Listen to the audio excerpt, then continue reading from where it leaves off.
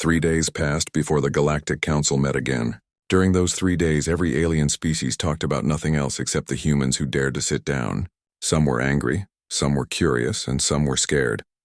The Crystal Spire buzzed with activity as representatives from all 12 species returned to the main hall. This time the energy felt different. The usual calm order was gone, replaced by tension that anyone could feel. Beltash's energy ball flickered between red and orange as he called the meeting to order. "We are here to discuss the human request for membership," he announced. "Their behavior 3 days ago was shocking and against all our traditions." Korthek stomped forward, his heavy feet shaking the floor. The big Drakmori warrior looked even angrier than before. Shocking. It was an insult to 10,000 years of civilization. Standing shows strength, unity, and readiness for action. "These humans mock everything we believe." The Hive Queen Zixara made loud clicking sounds with her mouth parts. "They think they can come to our home and break our rules.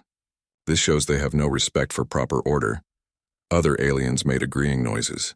The Thurian played harsh, ugly music instead of their usual beautiful songs. The Orvani waved their tentacles in angry patterns. Even the quiet species that rarely spoke were making upset sounds. When the 3 humans entered the hall, the noise got louder. Hyunwoo walked calmly to the center, carrying his metal chair.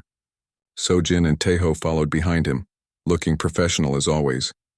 Hyunwoo unfolded his chair and sat down just like before. The angry sounds got even louder. "Silence!" roared Korthek. "We will not allow this disrespect to continue." But Hyunwoo did not seem worried. He sat quietly with his hands folded, waiting for them to finish shouting. Sojin stepped forward when the noise died down a little. "Honored council members, we understand that our customs are different from yours. But please try to understand our point of view." "Your point of view?" The Hive Queen's big black eyes reflected the lights above. "You are newcomers asking to join our group. You should follow our ways, not demand that we accept yours." "We are not demanding anything," Sojin replied calmly. "We are offering partnership." "Real partnership means both sides bring something valuable. If you only want servants who copy everything you do, then you do not want partners." This made some of the aliens even more angry. A few species that had been quiet before started making upset noises too. Elder Morax tapped his walking stick on the floor. The old Zenthori looked worried. "Perhaps we should take time to think about this more carefully," he suggested. "No more time." Kortek's voice boomed through the hall. "These humans need to learn their place. I challenge them to prove they deserve any respect at all." The other Drakmori warriors behind Kortek made approving growls. Several other alien species nodded or made agreeing sounds. Taeho's hand moved toward his weapon again, but once more Hyunwoo raised a single finger without turning around. The simple gesture made Taeho relax and seemed to surprise all the aliens watching. "What kind of challenge?" asked Hyunwoo, still sitting calmly. Korthek grinned, showing his sharp teeth. "Combat. If you are so strong that you can sit while others stand, prove it in the fighting circle. My warriors against yours. And if we win," Sojin asked. "Then we will consider your request more seriously," said Veltash, his energy ball turning a thoughtful yellow color. "But if you lose, you leave and never come back." The Hive Queen clicked excitedly. "Yes, let them face real warriors. Let them learn what strength really means." Hyunwoo was quiet for a long moment.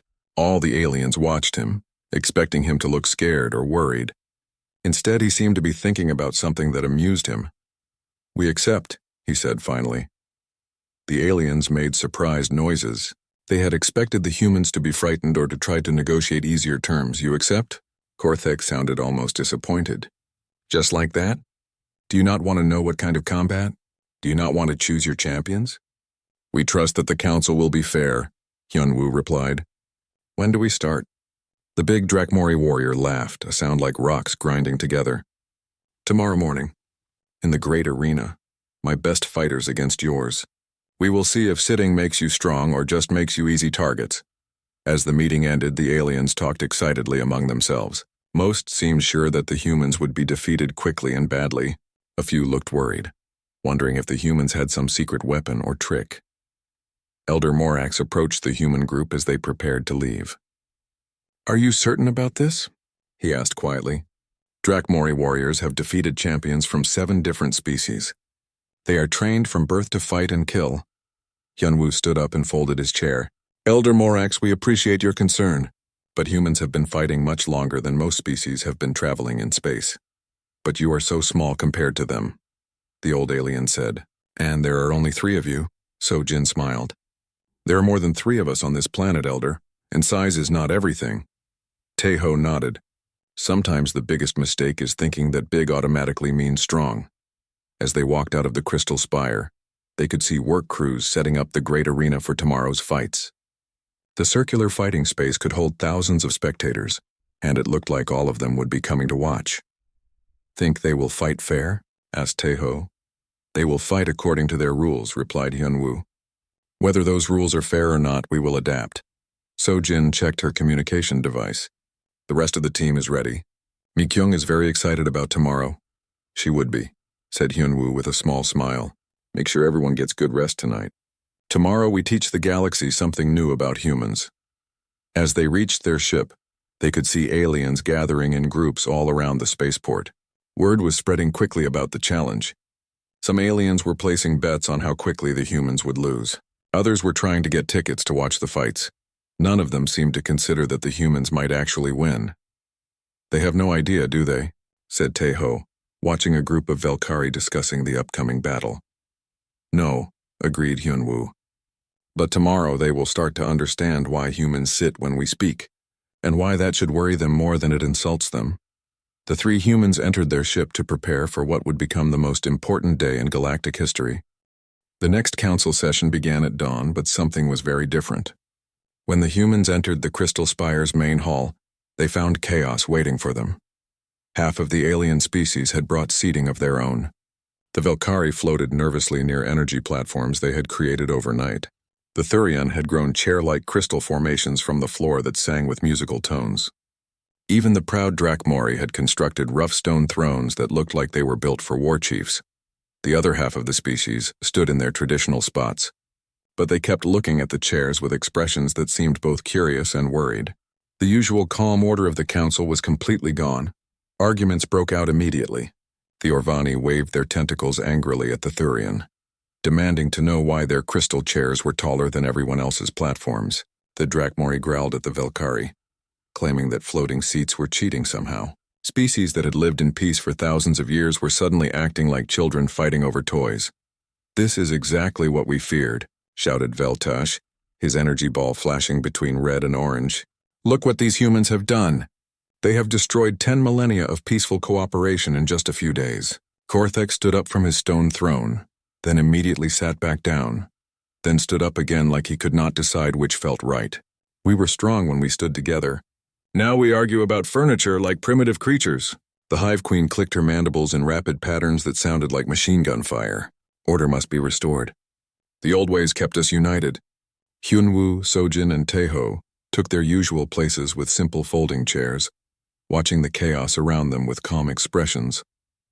They had expected this kind of reaction, though perhaps not quite so dramatic. Then something happened that made even the humans look surprised. The air in the center of the hall began to shimmer and glow. Energy patterns that hurt to look at directly started forming in the empty space above the floor. The temperature dropped noticeably, and every electronic device in the building began making warning sounds. A voice spoke that seemed to come from inside everyone's head at the same time, regardless of what species they were or how they normally heard sounds. Enough. The word hit every mind in the hall like a hammer, causing instant silence. Even the most argumentative aliens stopped talking immediately. A figure began to form from the swirling energy. It was tall and seemed to be made of pure light that constantly shifted between different colors and patterns. When it moved, reality itself seemed to bend around it. This was clearly a being of immense power that existed on a completely different level from everyone else in the room. I am Counselor Prime Zirian, the being announced, its voice still speaking directly into their minds. I am the last of the architects who built this council and established its laws. I have been waiting for this day for 12,000 years. Elder Morax fell to his knees, something no one had ever seen him do before. The Prime Counselor, he whispered in awe. We thought you were a legend. I have been sleeping, replied Zarian, waiting for the conditions that would require my awakening. The humans have activated Protocol Alpha 7, dormant since the departure of the last apex species. The energy being turned to look directly at the 3 humans. and they felt its attention like standing in front of a star. You have done something that only 18 other species in galactic history have ever done. You have sat in the presence of the council and refused to submit to our authority. Hyunwoo managed to speak despite the overwhelming presence of the being. We did not refuse to submit. We refused to pretend we were something other than what we are. An interesting distinction, noted Zerion. The previous 18 species made no such distinction. They demanded dominance through strength alone. So Jin found her voice. What happened to those 18 species? The Prime Counselor's form shifted to darker colors. They faced the seeding trials. They were tested to determine whether they were worthy to lead the galaxy into a new age of growth and expansion, or whether they were simply another threat that needed to be eliminated before they could upset the cosmic balance. Taeho felt his blood turn cold. Eliminated? 17 of the 18 species failed the trials, Zerion explained without emotion. Their worlds were sterilized, their ships destroyed, and their chairs were melted down and cast into the stellar core of this system as a warning to others. The hall became deathly quiet. Every alien present realized they were witnessing something that happened maybe once every 1,000 years, and the stakes were literally the survival of an entire species. And the 18th species? Asked Hyunwoo. They transcended, replied the Prime Counselor. They passed the trials and ascended to join the architects in maintaining the cosmic order. They left this level of existence behind and became guardians of galactic civilization itself. Elder Morak struggled to his feet with his walking stick. Prime Counselor, surely these humans can be reasoned with. They seem different from the others who triggered the protocol. Zerion's attention turned to the old Zenthori. That remains to be determined. The trials will reveal their true nature. They will either prove themselves worthy of the highest honor in the galaxy, or they will join the others in extinction. The energy being moved to the center of the hall, and when it spoke again, its voice carried the weight of cosmic authority. The seeding trials begin immediately. You have 1 galactic standard month to prepare. The trials will test not only your individual capabilities, but your ability to lead others and make decisions that affect the future of all life in this galaxy. Subin, the youngest member of the human delegation who had been quietly taking notes throughout the crisis, finally spoke up. What exactly are these trials? Zerion turned toward her, and for a moment its fearsome presence seemed almost approving. 3 challenges, each more difficult than your species has ever faced. First, you must navigate the maze of broken worlds where reality itself shifts and changes according to the fears and desires of those who enter it. Many species have been lost forever in its twisted pathways. The Prime Counselor's form shifted to show images of a place where space seemed folded in impossible ways, with planets that existed in multiple dimensions at once. Second, you must command fleets in the Void War simulations, where every tactical decision echoes through centuries of potential futures. You will face enemies that learn from every move you make, and the consequences of failure extend far beyond your own. Survival. New images appeared showing vast space battles with weapons that could destroy solar systems and strategies that spanned multiple galaxies. Finally, you must solve the paradox of the final question, a philosophical and mathematical challenge that drove the crystalline hegemony to madness. It requires understanding the fundamental nature of existence itself, and many who attempt it lose their sanity completely. The images showed equations and symbols that seemed to writhe and change when viewed directly, suggesting knowledge that mortal minds were not meant to comprehend. If you succeed in all 3 trials, continued Zerion, you will be granted the Throne of Stars and become the acknowledged leaders of galactic civilization. If you fail any trial, your species will be removed from existence as a threat to cosmic stability. The aliens around the hall made various sounds of fear, awe, and excitement. Some seemed thrilled at the possibility of seeing the humans destroyed. Others appeared worried about what would happen to the galaxy if the trials went wrong. Hyunwoo stood up from his chair and faced the cosmic being directly. We accept the challenge. You do not get a choice, replied Zerion. The protocol has been activated. The trials are mandatory. However, there is one aspect that makes your case unique. What is that? Asked Sojin. The Prime Counselor gestured to the other aliens in the hall. For the first time in the history of the seeding trials, other species are beginning to remember what it means to sit as equals rather than stand as subjects. This changes the nature of the test itself. Zerion began to fade back into energy patterns. You have 30 days to prepare. Use them wisely. The fate of not just your species, but the entire future of galactic civilization now rests in your hands. As the being disappeared completely, leaving only normal air where it had been, the humans looked around at the aliens who had witnessed everything. For better or worse, there was no going back now. The most important month in galactic history was about to begin. The crystal spire of Arcturus Prime reached high into the purple sky like a giant glass needle. Inside its main hall, 12 different alien species stood in their usual spots around the big circular room. They had been doing the same thing for hundreds of years. The Velkari floated in balls of bright energy that changed colors when they talked. The Thurian looked like walking crystals that made musical sounds instead of speaking. The Orvani had long arms like octopus tentacles and lived inside clear bubbles filled with special gas. All of them stood up during meetings. It was the rule.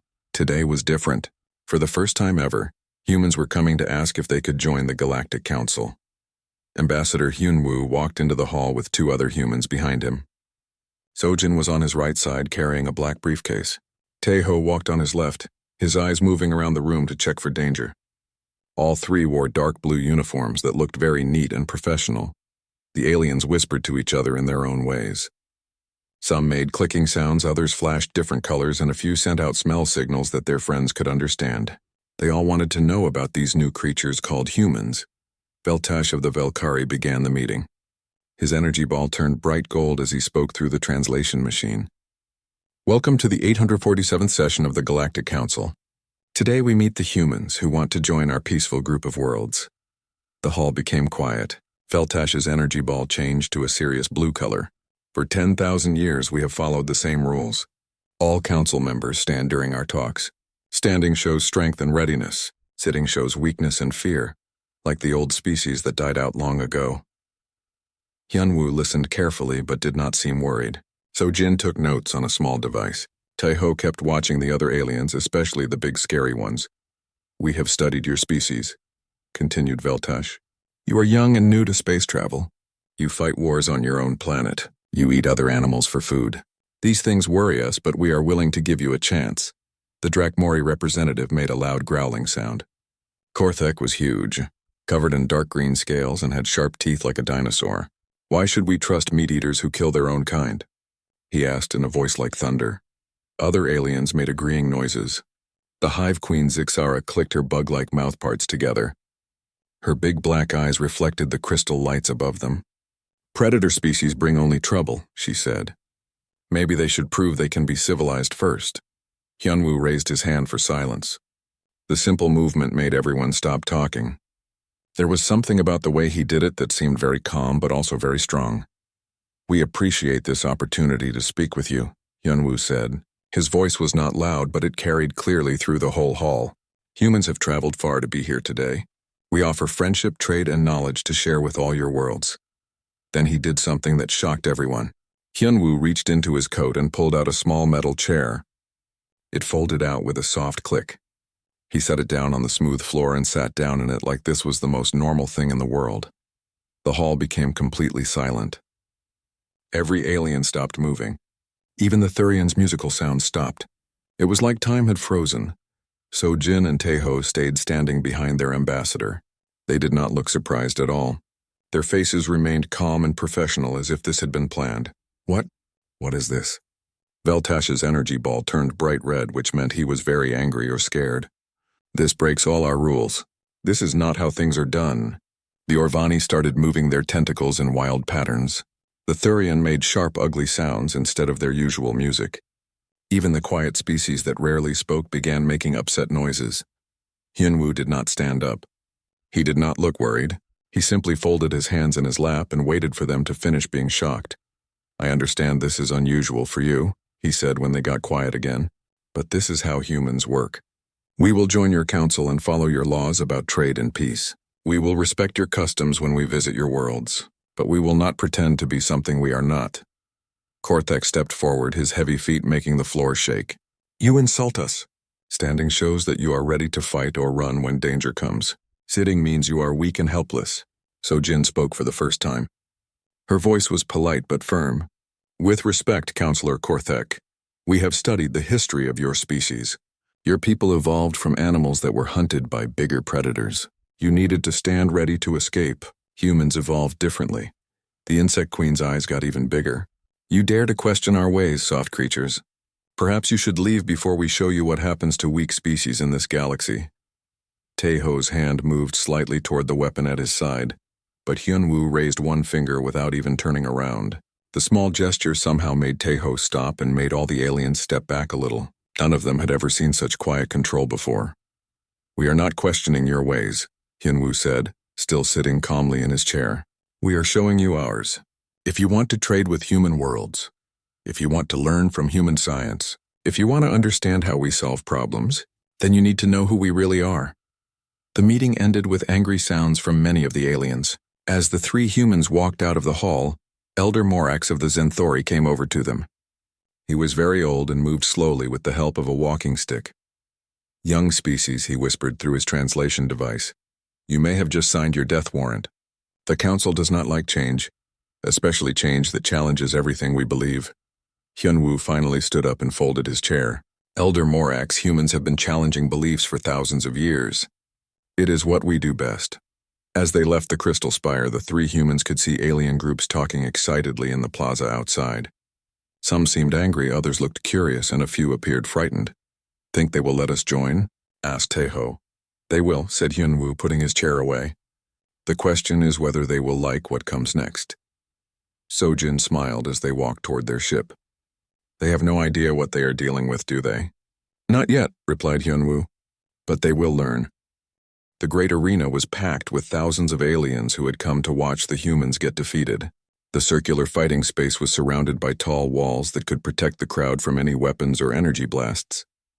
Above them, the purple sky of Arcturus Prime was clear and bright. Korthek stood in the center of the arena, wearing his battle armor made from black metal and sharp spikes.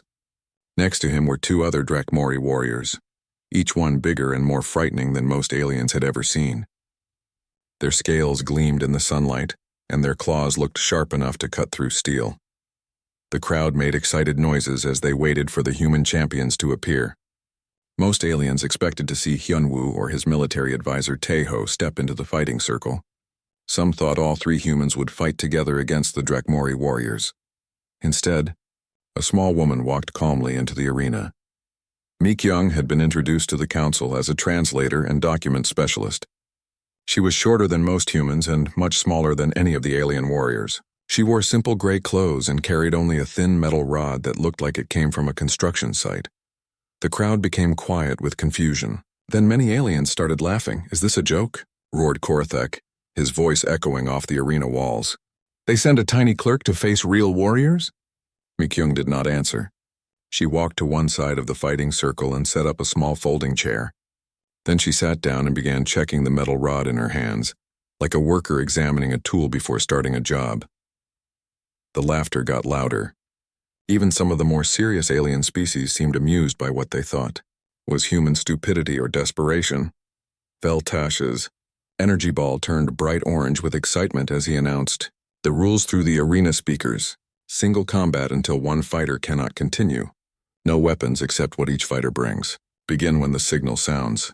Korthek's first champion stepped forward. War Chief Brutal Gax was the largest Drakmori anyone had ever seen, with muscles enhanced by biological improvements and claws that had been sharpened to razor points.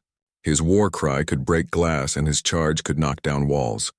Mi-kyung stood up from her chair and walked to the center of the arena. She held the metal rod loosely at her side and looked relaxed like someone waiting for a bus. "Last chance to surrender, little human," growled Brutal Gax. "I do not enjoy killing creatures so much smaller than me." Mi-kyung adjusted her glasses and said nothing. The signal sounded. Brutal Gax charged with a roar that shook the entire arena. His enhanced muscles launched his massive body forward like a living missile. His claws reached out to grab the tiny human and tear her apart.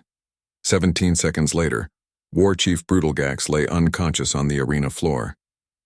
His left arm was broken in 3 places, and he had a large bump on his head where he had hit the ground. Mi-kyung calmly walked back to her chair and sat down. She cleaned her glasses with a small cloth and waited to see if anyone else wanted to fight. The arena was completely silent. Thousands of aliens stared in shock at what they had just seen. Most of them had blinked and missed the actual fight. One moment the Drakmori warrior was charging, and the next moment he was on the ground.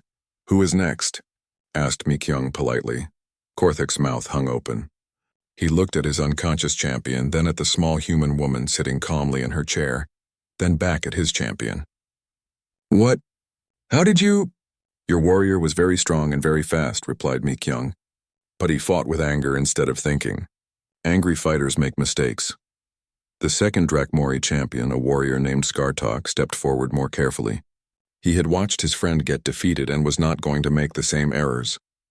He moved slowly around Mi-kyung, looking for the best angle to attack. This fight lasted almost a full minute. Skartok was smarter and more patient than his friend, but the result was the same. Soon he was lying next to Brutal Gax, equally unconscious and equally defeated. Mi-kyung sat back down and looked around the arena. Anyone else? For the first time in Galactic Council history, no one wanted to challenge a human, but the day was not over. The rules said there would be 3 different types of contests to test the humans completely. The second contest was supposed to test intelligence and strategy. The Thurian brought forward their greatest puzzle master, a crystal being called Sharp-Mind Thylex who could solve mathematical problems that took other species years to figure out. Jin Ho walked into the arena. He had been introduced as the cultural attaché, someone who studied alien art and music. He was tall and thin with kind eyes and a gentle smile. He looked like someone who spent his time in libraries, not fighting battles. The intelligence contest took place on a giant screen that showed complex mathematical puzzles, engineering problems, and logical challenges that had been designed by the smartest beings in the galaxy. Jin Ho solved them all in less than 30 minutes. Problems that usually took days or weeks were finished before Thylex could even understand what they were asking. "How is this possible?" asked the crystal being, his musical voice cracking with confusion. "These puzzles were created by our greatest minds over centuries of work." Jinho smiled kindly. "They were very good puzzles. But humans have been solving problems like these for a long time. We had to, or we would not have survived on our dangerous planet." The third contest was supposed to test combat skills with energy weapons and advanced technology. The Velkari's greatest energy champion, a being called lightning-fast Zephyr, could move at almost the speed of light and shoot energy beams that could melt metal. Yoonji entered the arena for this final contest. She had been introduced as the logistics coordinator, someone who kept track of supplies and schedules. She was a middle-aged woman with gray hair and a calm expression. She carried what looked like an old-fashioned bag full of simple tools. The high-tech battle lasted exactly 47 seconds. Shunji used nothing but stones thrown with incredible accuracy and some clever positioning to defeat an opponent who could move faster than most aliens could. "See? Impossible," whispered Lightning Fast Zephyr as he fell to the ground. His energy system somehow completely drained. "My speed and power should have made this easy." Yoonji helped him sit up and offered him some water. "Speed and power are useful," she agreed. "But knowing when and how to use them is more important." As each human won their contest, they did the same thing. They pulled out folding chairs from bags or pockets that seemed too small to hold them, and they sat down like this was the most normal thing in the world. The crowd of thousands of aliens was now completely quiet. No one was laughing anymore. No one was making jokes about weak humans or primitive customs. Elder Morak stood up in the VIP section and spoke through the arena's sound system.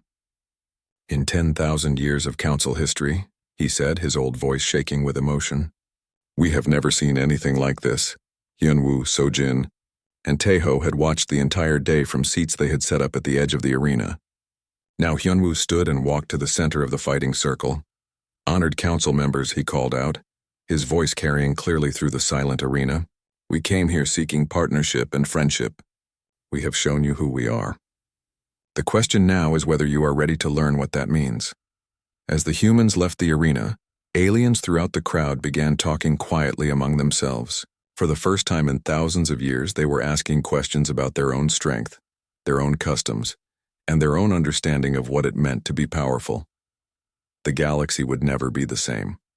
That evening, after the shocking events in the great arena, Elder Morak sent a private message to the human delegation. The old Zenthori requested a secret meeting in his personal quarters. away from the other council members who were still trying to understand what they had witnessed. Yunwoo, Sojin, and Taeho arrived at Morax's home as the purple sun of Arcturus Prime was setting. The elders' quarters were filled with ancient artifacts from civilizations that had disappeared long before most current species had learned to make fire. Strange sculptures, mysterious devices, and old books in languages that no longer existed covered every surface. Morax moved slowly with his walking stick, his aged body showing the weight of countless years. He gestured for his guest to sit on some old but comfortable furniture that seemed designed for beings much different from any species currently in the council. "Please, make yourselves comfortable," said the elder. "We have much to discuss, and I fear we may not have much time." The three humans sat down naturally, as they always did. Morax watched this simple action with eyes that held deep sadness and knowledge. "You are not the first species to sit in our presence," Morax began, his voice quiet but heavy with meaning. "There were others long ago, powerful species that ruled their own parts of the galaxy before the council existed." So Jin leaned forward with interest. "What happened to them?" "The historical records we studied never mentioned other species that sat during meetings." "The records were changed," admitted Morax. "After they left, we decided it was safer to pretend they had never existed. We told ourselves it was to maintain peace and order." Taeho frowned. "Left, where did they go?" Morax walked over to an old display case and took out a small crystal that glowed with soft blue light. When he held it up, images appeared in the air showing ancient star charts and pictures of beings that looked nothing like any current council species. "The Kethmore Empire," he said, and the crystal showed tall, proud beings with silver skin and 4 arms. They controlled 300 star systems and had technology that could reshape entire planets. They always sat when they spoke, claiming that standing was for servants and prey. The image changed to show different beings made of living metal with glowing eyes. The Iron Princes of Vega. They built machines that could think and feel, created artificial worlds, and traveled between dimensions. They also sat during all meetings, saying that only masters of their own fate deserved chairs. Another image appeared, showing beings that looked like they were made of pure starlight. The crystalline hegemony. They could predict the future, control gravity, and communicate across vast distances instantly. They sat on thrones made of condensed light and spoke with voices that could shake moons. Yunwoo studied the images carefully. They all seemed very powerful. "What happened to them?" "That is the question that has haunted me for thousands of years," replied Morax. "Some say they ascended to a higher level of existence and no longer needed physical forms. Others believe they destroyed themselves with their own advanced technology. Still others think they became something so different from what they were that we would not recognize them if we met them." The old alien sat down heavily in his own chair, looking tired. "The truth is, we do not know. One day they were here, ruling their empires and making demands of younger species like us. The next day they were simply gone. Their planets were empty, their ships were drifting in space with no crews, and their great works were abandoned." So Jin processed this information. "When did this happen?" "About 12,000 years ago," answered Morax. "The current council formed in the chaos that followed their disappearance. We made rules to prevent any species from becoming too powerful or too different. The standing protocol was one of those rules." Taeho understood the implications. "You have been deliberately keeping species weak and similar to maintain control." "Not weak," Morax corrected quickly. "Manageable, predictable. The galaxy has known peace for 10,000 years because we learned that apex predator species in space lead to complications." Hyunwoo leaned back in his chair, thinking, "And now you are wondering what complications we will bring." "The patterns are already starting," said Morax with worry in his voice. "After your victories today, species that have been peaceful for millennia are asking new questions. The Thurian are developing mathematics that we cannot understand. The Velkari are experimenting with energy forms that make us nervous. The Drakmori are talking about honor and strength in ways they never have before." Through the crystal windows of Morax's home, they could see groups of aliens in the plaza outside having intense discussions. Some were gesturing toward chairs and benches that they had always ignored before. Others were looking up at the stars like they were seeing them for the first time. "Your mere presence is awakening something we have tried to keep sleeping," continued the elder. "Ambition, curiosity, the desire to grow beyond safe limits. Sojin looked concerned. Are you saying we should leave? That our presence is dangerous for galactic peace? Morax was quiet for a long moment. I do not know, he admitted finally. Part of me thinks you should run as far and as fast as you can before the others decide you are too dangerous to live. But another part of me wonders if this awakening is exactly what the galaxy needs. What do you mean? Asked Hyunwoo. The old alien stood up and walked to another display case. This one contained what looked like a book made of metal pages covered in strange symbols. This is the last record left by the crystalline hegemony, he explained. We have never been able to translate most of it, but there are a few parts we understand. They wrote about a great test that all advanced species must face. He opened the metal book to a page covered in glowing symbols. They believe that civilizations which remain safe and comfortable too long begin to decay, lose their ability to grow, to adapt, to face new challenges. They thought that species needed to be challenged regularly, or they would become weak and eventually die out. Taeho studied the alien writing. They thought comfort was dangerous? More than that, replied Morax. They believed that a galaxy full of comfortable managed species was doomed to stagnation and eventual collapse. They wrote that only by facing truly dangerous challenges could civilizations continue to evolve and thrive. Hyunwoo considered this idea. So our arrival might not be a threat to galactic peace. It might be necessary for galactic survival. Perhaps, said Morax. But there is something else you should know. The crystalline hegemony's last message mentioned something called the Protocol of Awakening. They wrote that when a truly apex species appears, one that sits as masters rather than stands as servants, it triggers an ancient test. Sojin felt a chill run down her spine. What kind of test? I do not know all the details, admitted the elder, but they wrote that this test would determine whether the new species was worthy to lead the galaxy forward, or whether they would follow the same path as their predecessors and vanish into mystery. Outside, the sounds of alien discussions were getting louder. Some groups seemed excited, others appeared frightened, and a few sounded angry. How long do we have? Asked Hyunwoo practically. I do not think you have long, replied Morax sadly. The other council members are meeting an emergency session tonight.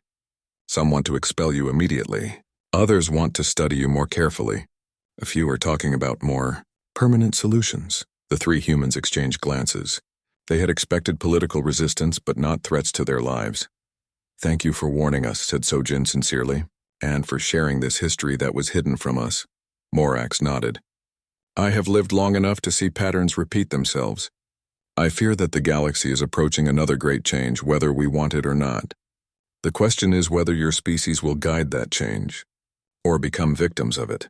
As the humans prepared to leave, Morax gave them one final piece of advice. Remember, he said, the species that sat before you were all powerful in their own ways.